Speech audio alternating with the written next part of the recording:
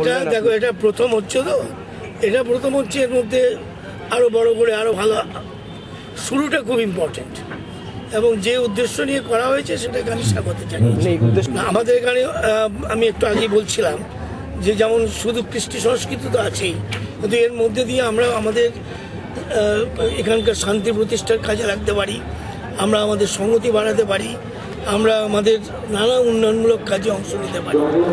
যেমন জঙ্গলমহলের উন্নতি মানে তো শুধু রাস্তা করা আর এ নয়, বহু সাংস্কৃতিক আছে বিভাগ যেগুলো এখনও আমাদের জানা নেই, সেগুলোকে রেকগনাইজ করা, সেগুলোকে তুলে নিয়ে আসা এবং শান্তির সঙ্গে সঙ্গে উন্নয়ন দুটো একসঙ্গে যদি গতি পায় তাহলে এই এলাকার মানে জঙ্গলমহল ভালো হবে, উন্নয়ন হবে। এখানে যে অঙ্কের টাকা খরচ করা হচ্ছে সেই মানের মেলা এটা নয়, সেটা টাকা খরচ তো আর মেলা তো সব গভর্নমেন্টের যা দেখছি স্টল, কাজে এগুলো তো সবই একটা বিশাল অঙ্কের এখানে বাজেট আছে এই মেলায়, সেই বাজেট তো প্রায় 1 কোটির উপরে, তার সঠিক সংখ্যা আমরা এখন কমই আছে আমার মনে হয়।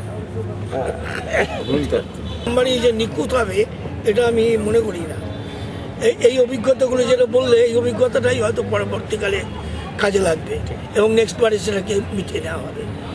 একটা বড় পরিকল্পনা একবারে নিখুঁত তুলে ধরার ক্ষমতা আমাদের যারা আমরা করি কাজ সম্ভব হয় না। এখন তোমার একটা খুদ বললে এটাই দেখবেন নেক্সট বারে হয়তো মিটে গেছে। শেষে আবার সেই যাদবপুর কাণ্ডে ফিরছি, যেটা আপনি সমর্থন করেছিলেন। ওটা নিয়ে আর কোনো বিতর্ক নেই, ওটা নিয়ে কোনো বিতর্ক নেই। এগুলোর মধ্যেই অ্যাকচুয়ালি মুখ্যমন্ত্রী সবগুলো যাবার সময় পান না বলে তাও বাইরে বাইরেই ঘুরছেন মাসাধিক কাল ধরে, ওই জন্য এক জায়গা থেকে অনেকগুলো করেন। আমার দপ্তরেও তো অন্তকে এখানে এবারেই প্রায় 15টা জলের কাজ উদ্বোধন করেছেন। এটা এক জায়গা থেকে করেন বলে সেটা সব জায়গায় হয়।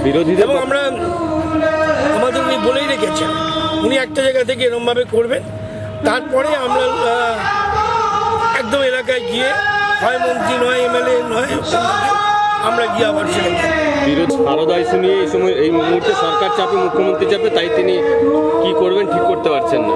আমাদের কোনো চাপ টাপ নেই এই সরকারের।